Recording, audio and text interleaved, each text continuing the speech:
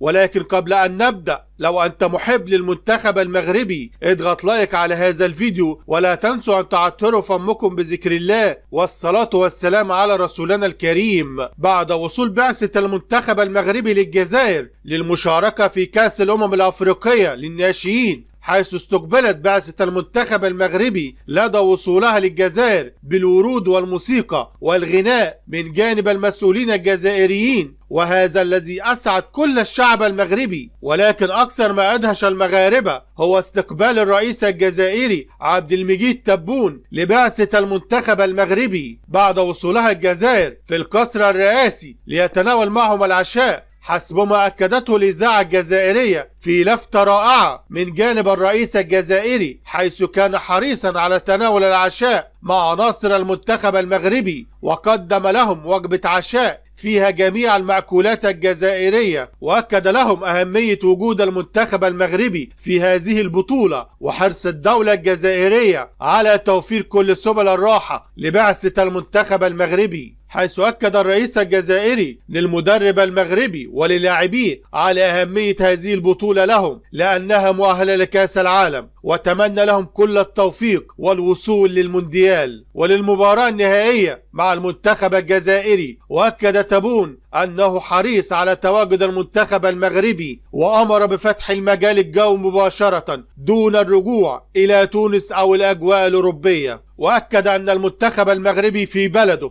وأمر مسؤوليه بتوفير كل سبل الراحة والحماية لأبناء المغرب، وأكد لهم أنه يحترم كثيرا الشعب المغربي ويقدره، لأنه أقرب شعوب الأرض للشعب الجزائري هو الشعب المغربي، وأن الاختلاف السياسي بين الدولتين الشقيقتين لا يفسد هذه العلاقة أبدا. وفي النهاية عزيزي المشاهد، ما رأيك فيما فعله الرئيس الجزائري اتجاه بعثة المنتخب المغربي؟ شاركونا بآرائكم في خانة التعليقات، ولا تنسوا الاعجاب بهذا الفيديو والاشتراك في القناة ليصلكم جديدنا.